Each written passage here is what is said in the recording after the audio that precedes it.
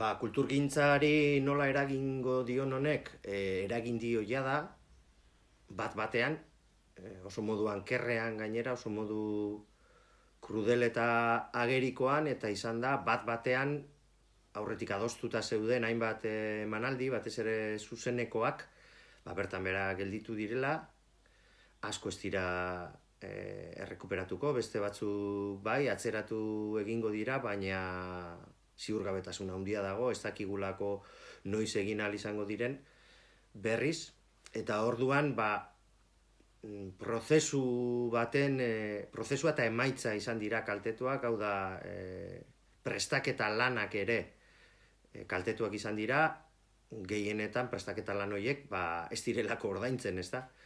Sortzaileok ordu asko sartzen ditugu, gerora ikusiko den eta plazaratuko den emaitza hori lantzen, eta gehienetan ordu horiek inork ez dizkigu ordaintzen.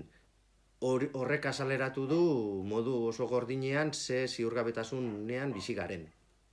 Erakunde publiko batzuek neurriak hartu dituzte, batez ere udalek, udal txikiek hartu dituzte neurriak, eta berain konpromisoa mantendu egin dute sortzaileekin eta sortzaileen enpresekin adostuta zituzten emanaldi horiek mantentzeko, baina ziurgabetasun handia dago. Baina hau dator, egia esan, 2008ko krisitik, orduan murrizketa izugarriak egin zizkiguten, kulturgintza arloan, beti ere argudiatzen baita larrialdi egoeretan, antza, kulturgintza dela prescindiblena, naiz eta gero konfinamendu honek erakutsi duen ezetz.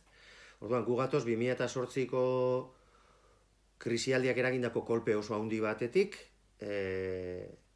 kulturgintzaren desprestigio handi batetik, gure lanaren desprestigio antolatu oso handi batetik, ekonomikoki ere oso kolpatuak, inoizko egoera prekarioenean, eta hori azaleratu da orain. Kalteak ze kalte eragingo dituen etorkizunean, ez dakigu, baina badakigu handiak izango direla. Ez dakigu zenbaterainokoak, baina handiak izango direla badakigu, ez? Gaur egungo egoera, batez ere sortzaile ona inoizko prekarioena da, hor daude esaterako euskal aktoren batasunak eta bestelako eragileek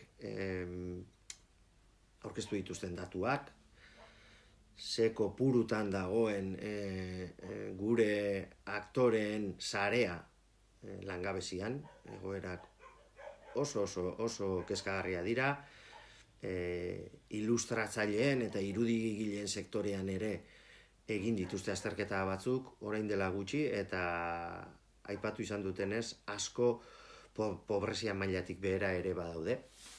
Egia da, kulturgintzaren ekosisteman oso egoera eta baldintza ezberdinak daudena, dudarik gabe sortzaile ona da, autonomoena, batez ere, eta aldian lan egiten dutenena, beste batzuen kontratupean aldizka lan egiten dutenena da egoerarik larriena, eta horrek behar du konponbiderik handiena, badaudelako erakunde publikoetan lan egiten dutenak, edo enpresegitura sendoa dutenak, ez? Denak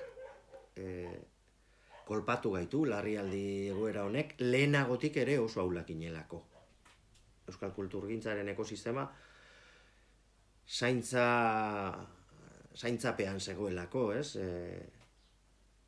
Duela 2 urte egin ziren, 2018an azterketa batzuk, bat egin zuen Siadeko, Elkar Fundazioak eskatuta Euskal Herri mailan, beste bat egin zuen EAeko kulturaren behatokiak, Nafarroako gobernuak ere egin zuen, eta guri dagokigunean emaitza oso argia da, han nabarmen azaleratzen zena da Euskalduna bizi dela bere kulturari bizkarra eman da, ez? Hau da, kulturara hurbiltzen dena, gehiago hurbiltzen dela, edo gehiago bizi duela kultura beste hizkuntza batzuetan, ez euskaraz. Bertsolaritzak enduta esan genezake arlo guztietan, kultura adierazpide guztietan, eta horrek esan nahi du, oso kultur ekosistema ahula dugula.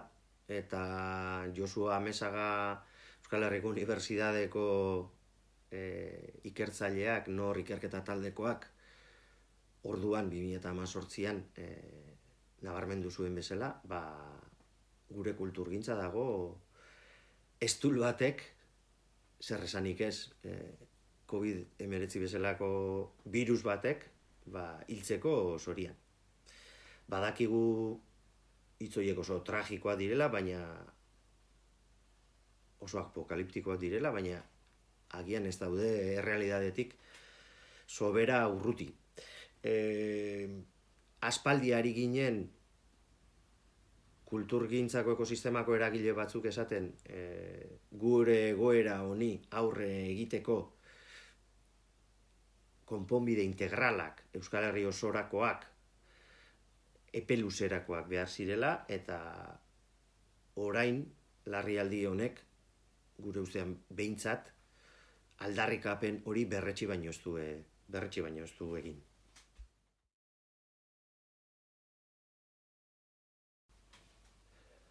Greba digitalaren deialdiak 3 helburu ditu. Bat da Euskal herritar oro gonbidatzea 2 egunetan gelditu, hausnartu eta proposamenak egitera, zeren inguruan, kulturgintzaren inguruan. Sortzaile askok eta kulturgile askok sentsazioa du babes sozial falta itzela dagoela. Gure lana ez dela errekonozitzen, kulturgileok gure gizarteari egiten digun ekarpena ez dela errekonozitzen, ez dela aitortzen, ez dagoela babes nahikorik, orduan herrikidei dei egiten diegu horren inguruan gogoeta egitera 2 egun hauetan, eta interneten eduki kulturari lotutako edukirik ez partekatzeko eskatzen diogu. Eta 2 egun hauetan, liburu bat irakurri ostean, disko bat entzun ostean, dantza egin ostean, bertso batzuk bota edo entzun ostean, edo pelikula bat ikusi eta entzun ostean, edo margotu ostean, denbora bat ardezala gure herrikide horrek, gure kulturgintzari buruz gogoeta egiteko, galdera asko daude, ze kultur eredu nahi dugun, pentsatzen ote dugun, hausnartzen ote dugun, gure kulturgintzako eragileen eta kulturgileen lan baldintzez, batez ere sortzaileen lan baldintzez, dudarik gabe, gugarelako ezinbestekoenak, baina gutxien jasotzen dugunak, prekarioenak gugarelako. Ze balio ematen diogun kulturgintzari gure egunerokoan, transmisioari, zergatik gertatu da etena Euskal Kulturgintzaren transmisioan, bai hezkuntza arautuan zein ez arautuan zein etxegiroan, nola transmititu dezakegu euskara sortzeko grina, euskalgintzak eta kulturgintzak nola egin beharko luketen bat, ez bakarrik euskalgintzak, COVID-19 aurreko mundua aldatu nahi dugunok, Euskal Herria aldatu nahi dugunok noski, elkarrekin zer egin genezaken, guk paradigma aldaketa bat eskatzen dugulako, eta paradigma aldaketa hori, eredu aldaketa hori, patroia aldaketa hori ezin dugulako bakarrik kulturgileok gauzatu, gu herri baten parte baikara.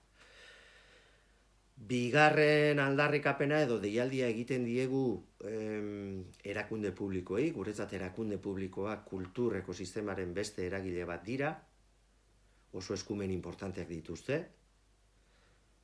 baina ez dira bakarrak, eta ez dira interlokutore bakarrak.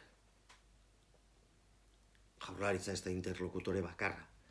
Gure ustez, Euskal Herriko erakunde publiko guztiak, Euskal Hirigune Elkargoa, Nafarroako gobernua, Jaurlaritza, Aldundiak, Udalak eta bestelako erakunde publikoak, herritarron zerbitzurako erakundeak dira. Eta uste dugu, edo nik uste dut behintzat, alderdi politikoek hori ahalik eta arinen barneratu egin beharko luketela. Batzuk barneratuta daukate noski beraien interesen arabera, baina ifrentzua, uste dut, horren ifrentzua dela gure herriak behar duena eta gure kulturgintzak behar duena.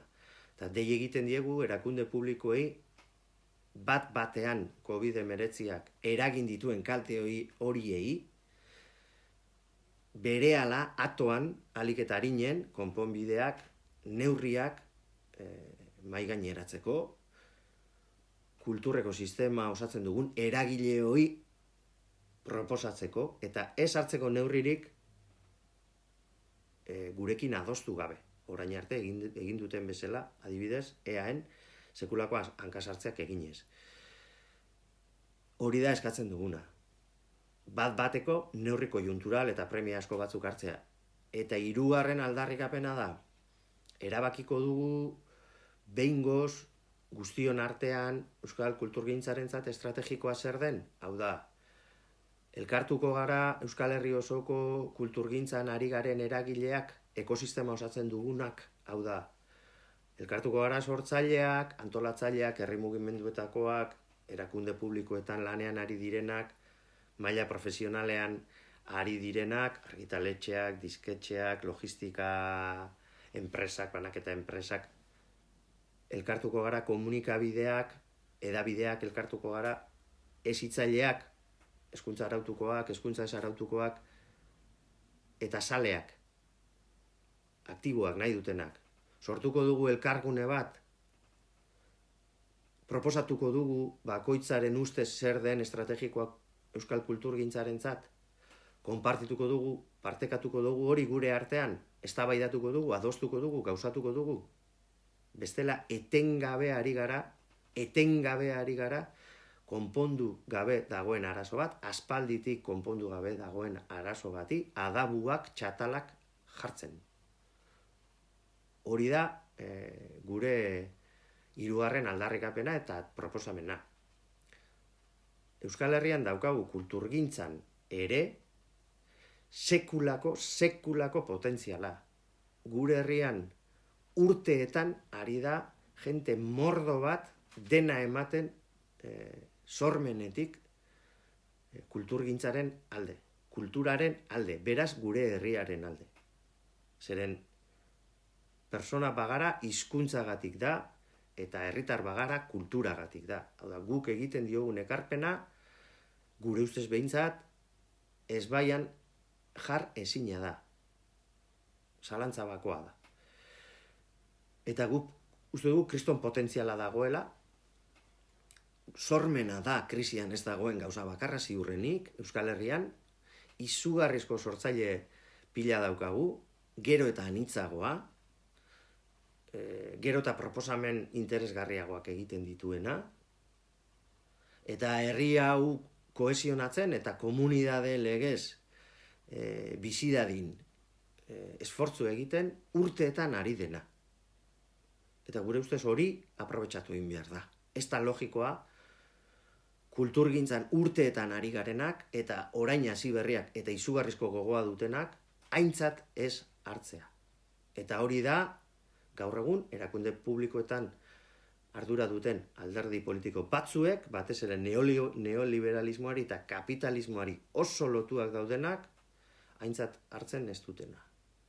Edo aintzat hartzen dute, eta kontziente dira ze potentzial daukagun, eta horregatik hain zuzen ere, ez dute gurekin etorkizun bat adostu nahi.